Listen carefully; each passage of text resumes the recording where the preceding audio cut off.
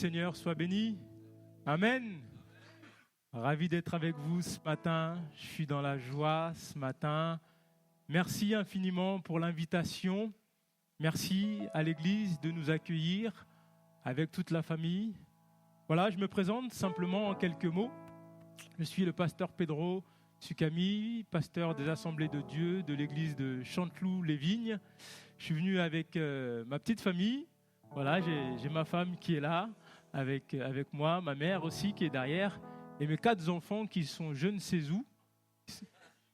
Ils étaient là il y a quelques instants. C'est l'enlèvement, ça commence par les enfants, c'est ça, hein? Non, voilà, mes 4 enfants qui étaient là, voilà, ils sont tellement à l'aise qu'ils se sont déchaussés. Papa, on est comme à la maison. Et je me sens comme à la maison. Parce qu'elle est belle, la famille de Dieu. C'est formidable, merci Seigneur. Parce que peu importe l'endroit où nous allons, peu importe le lieu où nous pouvons être, dans n'importe quel pays, il y a toujours la famille de Dieu. Dans n'importe quel endroit, nous retrouvons cette atmosphère, cette famille qui est là et prête à nous accueillir. Et ça, c'est formidable. Tout chrétien sait que là où il peut aller, il se retrouve dans une église, la famille de Dieu est là et elle l'accueille. Parce que nous sommes appelés à cela, à ouvrir nos bras et à nous accueillir les uns les autres, à nous aimer les uns les autres. Nous sommes appelés à cela. Et c'est un commandement du Seigneur. Aimez-vous les uns les autres, comme moi je vous ai aimé. Amen. Vraiment, merci pour votre invitation. Je suis dans la joie ce matin d'être là avec vous. Voilà, pour commencer, j'aimerais qu'on puisse se lever, s'il vous plaît. On va prier ensemble. Voilà, pour recommander la parole, que le Seigneur nous conduise par son esprit, afin que sa parole, nous puissions la recevoir pleinement. Parce que vous savez, il y a différents terrains, et c'est nos cœurs qui se trouvent ce matin dans ces terrains. Et la parole de Dieu, lorsqu'elle est semée, elle est appelée à porter du fruit. Et que nos cœurs ce matin puissent être ouverts afin que cette parole, parce que lorsque nous l'ouvrons, que cette parole porte du fruit à la gloire de notre Dieu. Seigneur, nous te prions, nous te bénissons, nous te rendons grâce, notre Dieu. Merci pour ta parole, c'est vrai, parce qu'elle est la vérité. Ta parole nous enseigne, ta parole nous conduit, ta parole nous dirige et ta parole nous corrige aussi, Seigneur. Merci parce qu'elle est la vérité. Et lorsque nous l'ouvrons, Seigneur, tu parles à nos cœurs.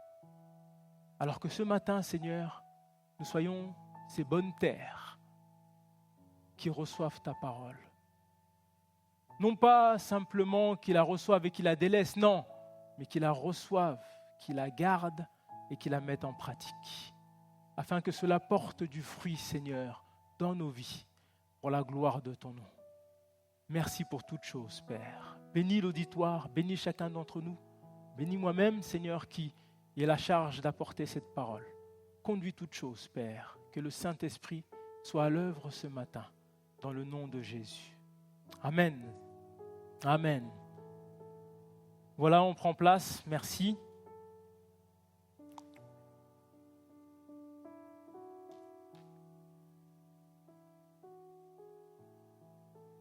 Voilà, j'aimerais que nous puissions partager aujourd'hui la parole de Dieu. J'ai intitulé mon message « N'ayez pas peur, Dieu tient nos vies dans ses mains. » Dieu tient nos vies dans ses mains. Est-ce que vous vous êtes déjà posé la question? Moi, je me le suis posé, Seigneur, à nous dire « Seigneur, montre-moi ton plan dans ma vie. Montre-moi ce que tu veux faire avec moi. Montre-moi où tu veux me diriger. » Ça serait tellement plus facile, ça serait tellement plus simple de savoir où on veut aller. Mais je me suis posé cette question et Dieu ne m'a pas dit. Dieu ne m'a pas révélé exactement ce qu'il voulait faire avec moi. Parce que peut-être, s'il me l'avait révélé et me montrer ce qu'il voulait faire avec moi, peut-être que j'aurais eu peur. Et j'aurais dit, non, Seigneur, je ne veux pas. C'est trop dur, ça va être peut-être trop de douleur, trop de souffrance. Ou peut-être, j'aurais fait tout de moi-même pour parvenir à ce que Dieu m'a révélé. Ceci étant, le Seigneur ne veut qu'une chose, peu importe qu'il nous révèle ou pas. Comme il pouvait dire à Pierre, toi, suis-moi. Toi, suis-moi. C'est ce que le Seigneur veut avec nous ce matin.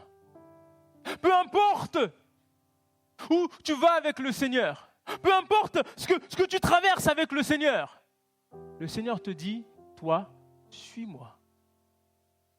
Et lorsque tu suis le Seigneur, tu tiens bon.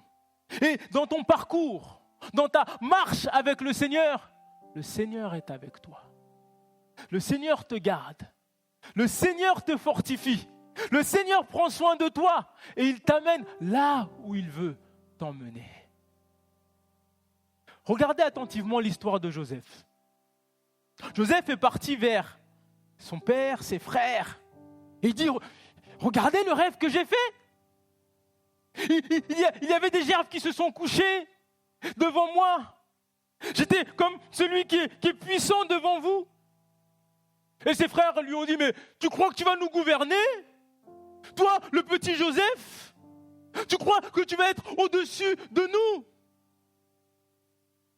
Joseph a révélé tout cela à ses frères. Et regardez sa vie. Regardez tout ce qui s'est passé. Regardez les épreuves qu'il a eues. Est-ce que lui-même aurait soupçonné de se dire, mais si j'avais su, je n'aurais jamais raconté cela à mes frères. Si j'avais su, je n'aurais jamais raconté cela à ma famille. C'est une supposition, bien sûr. Mais Joseph a marché dans le plan de Dieu. Joseph a accompli dans le plan de Dieu. Et il a fait ce que le Seigneur lui demandait de faire, jusqu'à être gouverneur en Égypte. Mais il est resté dans le plan de Dieu. Il est resté fidèle dans la volonté de Dieu. Il est resté attaché au Seigneur. Et il a suivi le Seigneur. Et qu'en est-il de ta vie ? Est-ce que tu suis le Seigneur ?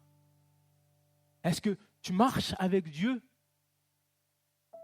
Est-ce que tu es persévérant dans les voies du Seigneur ? Ou lorsque la moindre épreuve, la moindre difficulté, la moindre douleur arrive, tu lâches la main de Dieu. Sois fidèle. Et sois fidèle jusqu'au bout. Parce que la finalité, croyez-moi, elle est meilleure. Elle est meilleure. Peu importe ce que vous pouvez penser, imaginer, croyez-moi, vous ne pouvez pas concevoir ce que Dieu a pour vous. Vous ne pouvez pas imaginer ce que Dieu a pour vous. Il a quelque chose de beau, de meilleur, d'incroyable pour vos vies. Il te dit simplement, toi, suis-moi. Toi, sois fidèle. Toi, attache-toi au Seigneur Jésus. Toi, tiens bon. Tiens bon et tiens bon. J'aimerais que nous puissions aller dans le livre d'Ésaïe.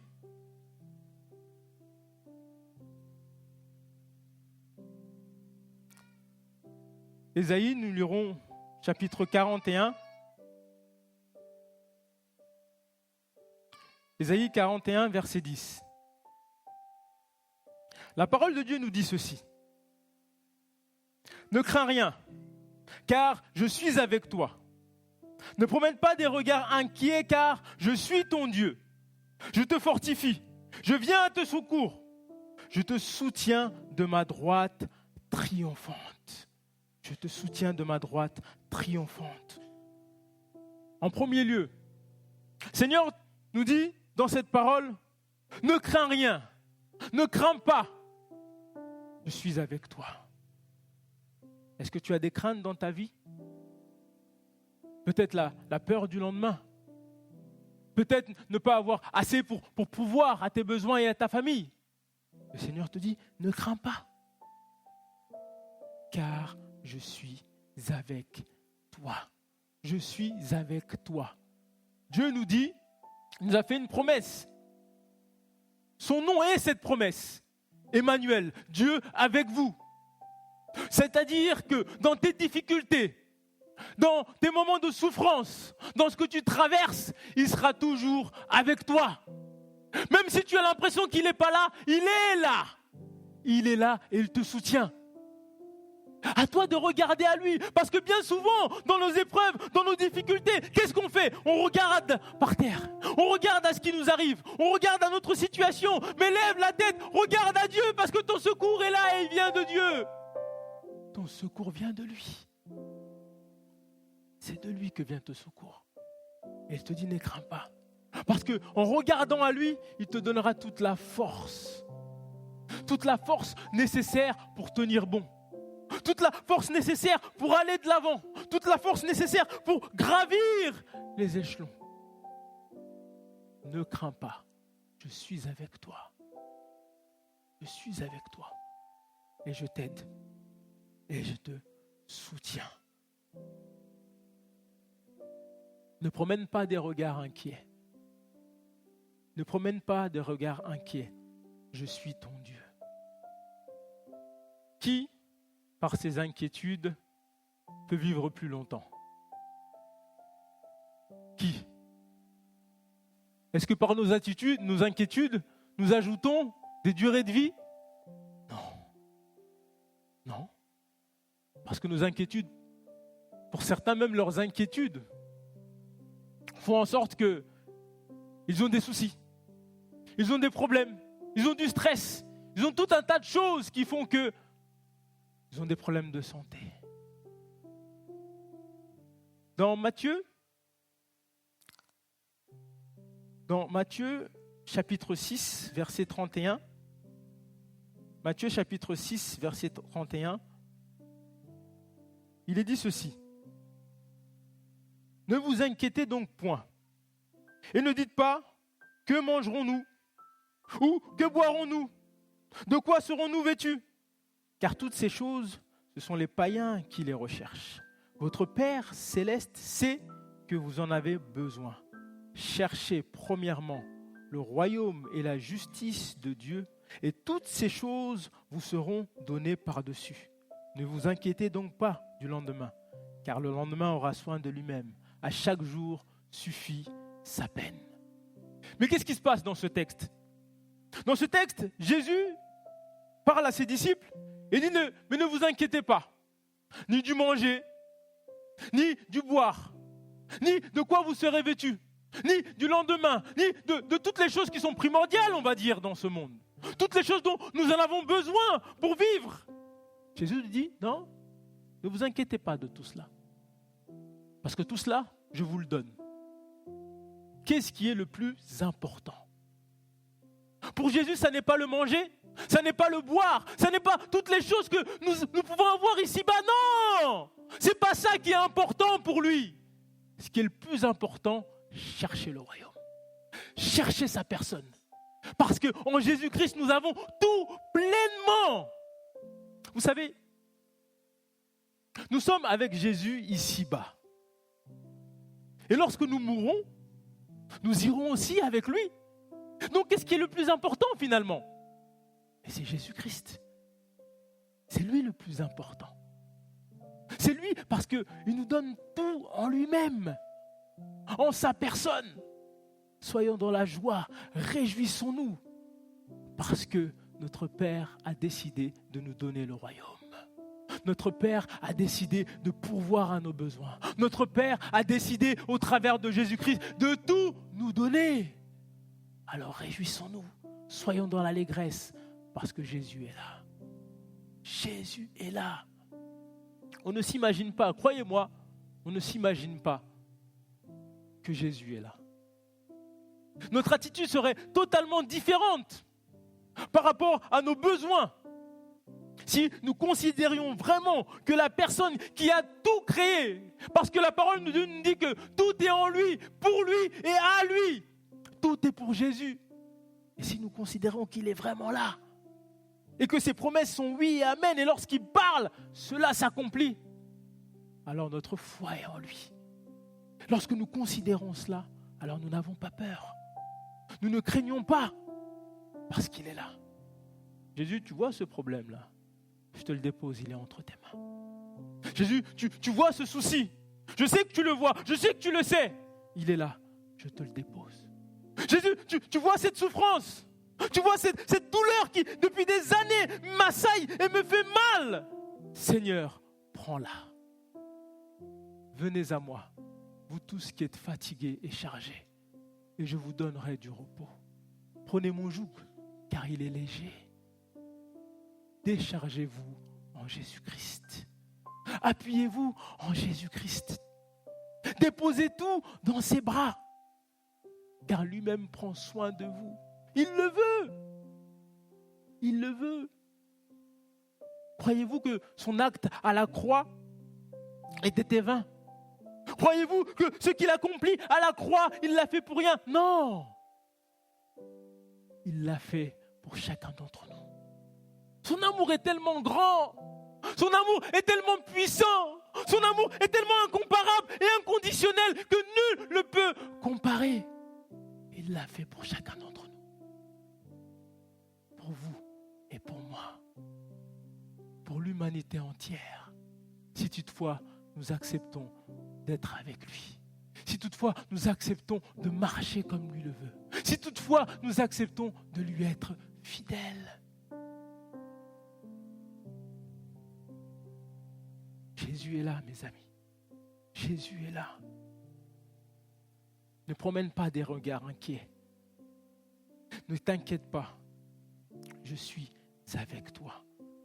Il dira, je suis ton Dieu. Ça n'est pas n'importe qui. Ça n'est pas un Dieu fabriqué de main d'homme. Ça n'est pas du bois que quelqu'un a taillé et puis après qu'il l'adore. Non. Je suis ton Dieu. Le véritable Dieu. Celui qui a créé les cieux et la terre. Celui qui a toute domination. Celui qui tient tout entre ses mains. Je suis ton Dieu. C'est le tien. C'est ton Dieu. Ce n'est pas le Dieu de quelqu'un d'autre, mais c'est ton Dieu. Considère que Jésus est en toi. Qu'il est avec toi. Qu'il te parle. Qu'il te conduit. Qu'il te dirige. Considère pleinement sa présence. Parce qu'il est là ce matin avec nous. Est-ce que vous le croyez? Alors nous croyons qu'il se manifeste. Et ne croyez pas que Jésus se manifeste avec fracas. Certains veulent voir le ciel descendre sur la terre. Certains veulent voir les murs trembler. Certains veulent voir ceci ou cela. Mais le plus grand des miracles, c'est Jésus en nous. Dieu qui vient habiter dans le cœur de l'homme. Et si Jésus est là, il se manifeste en toi. Il se manifeste en chacun d'entre nous. Il se manifeste dans nos cœurs. Si tu as l'Esprit de Dieu, crois-moi, Jésus est avec toi. Il habite en toi. Alors laisse-le faire son œuvre en toi. Laisse-le faire son œuvre en toi.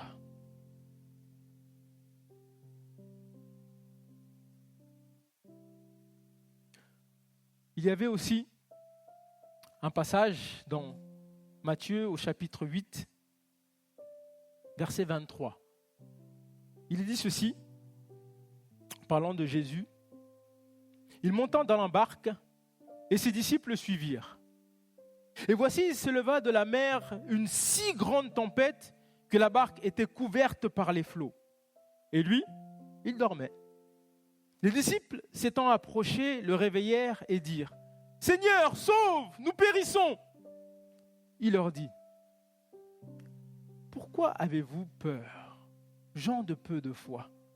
Alors il se leva, menaça les vents et la mer, et il eut un grand calme.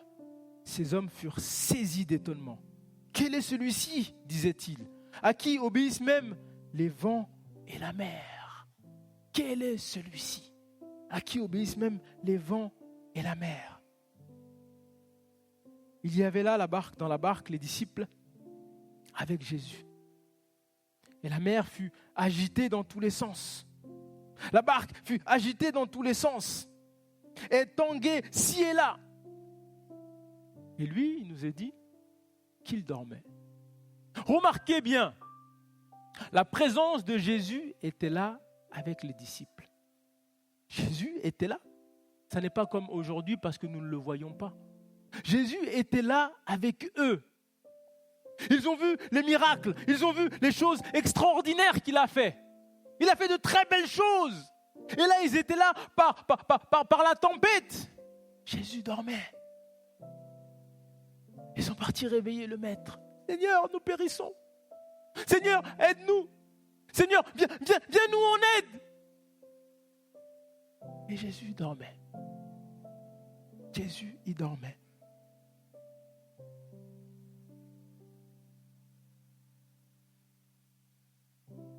Ils étaient dans l'inquiétude. Ils étaient dans la peur. Croyez-moi, face aux paroles du Seigneur, je prends 2 cas simplement. Si un jour vous recevez une parole du Seigneur pour la guérison, le Seigneur te dit, je te guéris maintenant aujourd'hui, mais que les symptômes de la maladie sont encore là. Il y a 2 cœurs, 2 attitudes de cœur.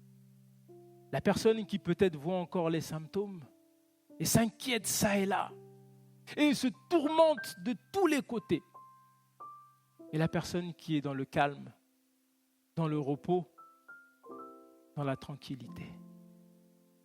Et quelque temps après, ces 2 personnes viennent à guérir de leur maladie. L'une va dire, je te bénis Seigneur, parce que tu m'as guéri. Je te bénis parce que j'étais dans le calme, dans le repos, dans la tranquillité, j'étais dans la paix. Et l'autre va dire, le Seigneur m'a guéri, mais j'ai été tourmenté. Je me suis inquiété. J'étais dans la peur, j'étais dans toutes sortes de choses, alors que le Seigneur m'a parlé. 2 cœurs, 2 attitudes. Quelle est ton attitude de cœur ce matin face à la parole que tu reçois du Seigneur? Quel est ton état de cœur ce matin face à ton Dieu? Parce que dans les 2 cas, la parole de Dieu s'accomplira. Elle s'accomplira tous les jours. Mais ce que le Seigneur nous dit, c'est pour nous-mêmes, pour que nous soyons dans la paix, pour que nous soyons dans la tranquillité, pour que nous soyons dans le calme. Parce que lorsqu'il dit une chose, le Seigneur accomplira toujours son dessein, parce qu'il est Dieu. Il est puissant, il ne change pas. Il est le même. Il est notre Dieu. Alors quel est l'état de ton cœur ce matin? Comment réagis-tu face à la parole de Dieu? Comment réagis-tu face à ce que le Seigneur te dit? Ne sois pas dans la crainte. Ne sois pas dans la peur. Jésus était avec ses disciples. Ils ont eu peur. Malgré tout ce qu'ils voyaient, malgré tout ce que Jésus était, malgré tout ce que Jésus avait fait, ils n'étaient pas dans la foi. Et ce matin, je t'invite à être dans la foi. Ce matin, je t'invite à persévérer dans la grâce de Dieu. Ce matin, je t'invite à ôter toute inquiétude, toute peur, tout ce qui peut entraver à ton bien-être ce matin. Fais confiance au Seigneur. Peut-être que tu te dis, Jésus, où es-tu? Parce que la tempête symbolise les souffrances. La tempête symbolise les difficultés que l'on traverse. La tempête symbolise tout ce qui est difficile que nous pouvons traverser dans nos vies. Et peut-être que tu te dis, Jésus, où es-tu? Tu dors. Que dis-tu de Jésus? Pourtant, tu le sais bien qu'il est là. Et près de toi, près de ton cœur. Et toi, ton attitude de cœur, quelle est-elle? Quelle est cette attitude de cœur? Ésaïe 30,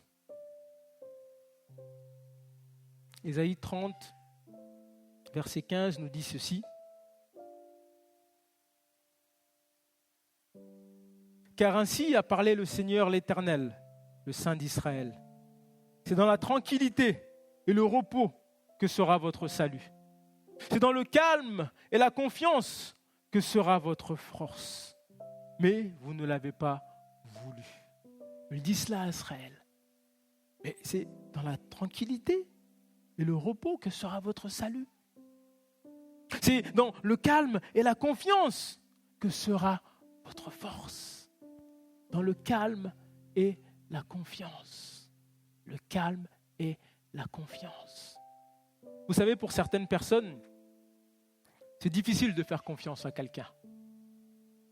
Parce que certaines personnes ont donné toute leur confiance à une personne et ils ont été déçus. Parce qu'ils ont tout déposé. Je te fais confiance. Je te faisais confiance. Tu m'as trahi. Je te faisais confiance. Tu m'as humilié. Je te faisais confiance. Tu t'es joué de moi. Alors peut-être que dans ton cœur ce matin, tu as du mal à faire confiance. Tu as du mal à accorder toute ta confiance. Tu es toujours méfiant pour tout un tas de choses. Et tu as peur. Et si cela m'arrive encore, si cette chose se produit encore, je ne le supporterai pas. Mais Jésus te dit ce matin, je ne te demande pas de placer ta confiance en un homme, mais je te demande de placer ta confiance en Jésus-Christ. Lui ne te décevra jamais, au grand jamais. Il ne te décevra jamais. Et quant à la confiance, il veut te guérir de cela. Quant à la confiance, il te dit, dépose-moi tout cela entre mes mains. Tu vas voir ce que je vais en faire. Je vais te prendre dans mes bras. Je vais te guérir. Je vais te soulager de ce mal. Je vais l'ôter. Parce que cela peut-être te ronge. Cela peut-être te ronge. La confiance, c'est important. C'est important de placer sa confiance en quelqu'un. Ne reste pas sur ta déception. Ne reste pas sur ce qu'on t'a fait. Parce que qui c'est qui va s'en porter mal? C'est toi.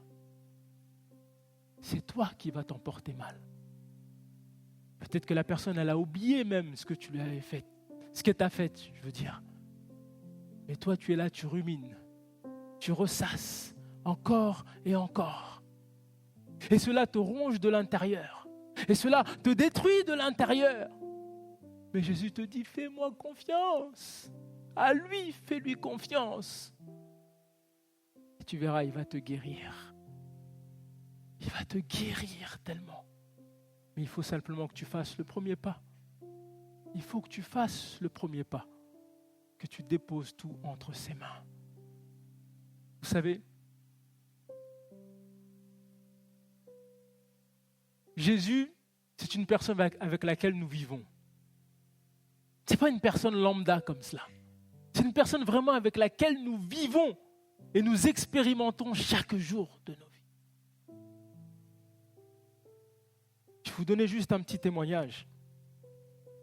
Je faisais confiance à quelqu'un, à une personne. Elle travaillait avec moi. Et tout se passait très bien. Et la personne, un jour, je l'ai invitée à venir à la maison pour faire des travaux chez moi, etc. Et un jour, cette personne a disparu. Et lorsqu'elle est partie, je me suis aperçu qu'il y avait plusieurs choses qui avaient disparu chez moi.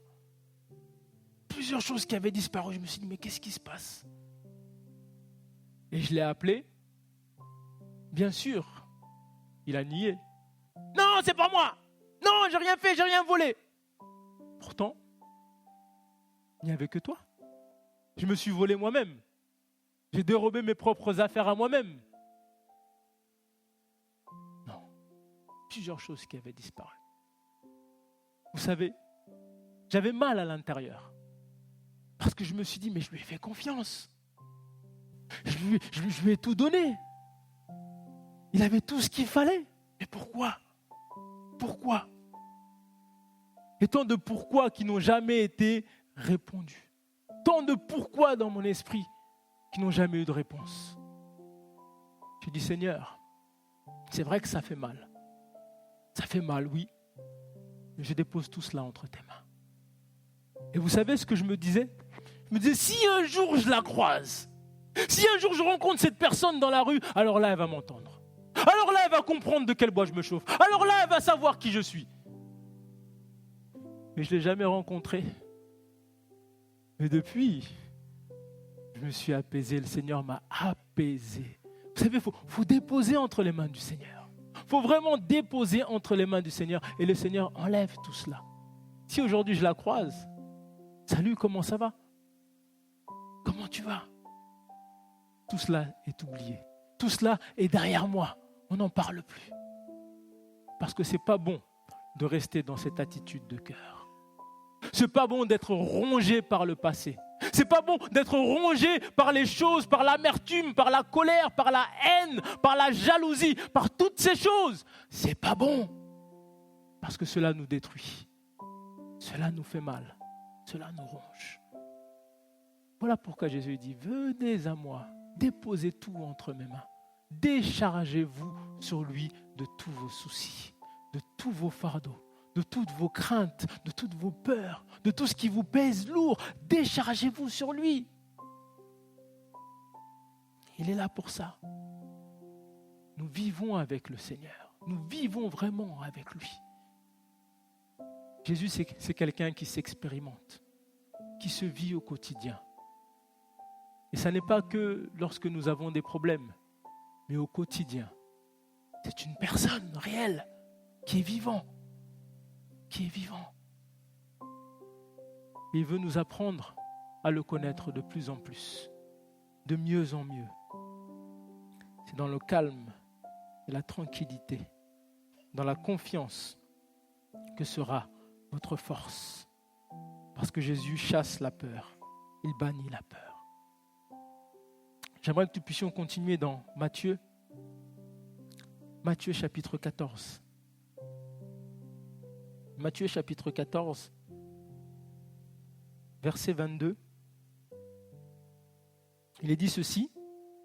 Aussitôt, après il obligea les disciples à monter dans la barque et à passer avant lui de l'autre côté, pendant qu'il renverrait la foule. Quand il l'eut renvoyé, il monta sur la montagne pour prier à l'écart. Et comme le soir était venu, il était là seul. La barque, déjà au milieu de la mer, était battue par les flots, car le vent était contraire. À la 4e veille de la nuit, Jésus alla vers eux, marchant sur la mer. Quand les disciples le virent marcher sur la mer, ils furent troublés et dirent « C'est un fantôme !» Et dans leur frayeur, ils poussèrent des cris.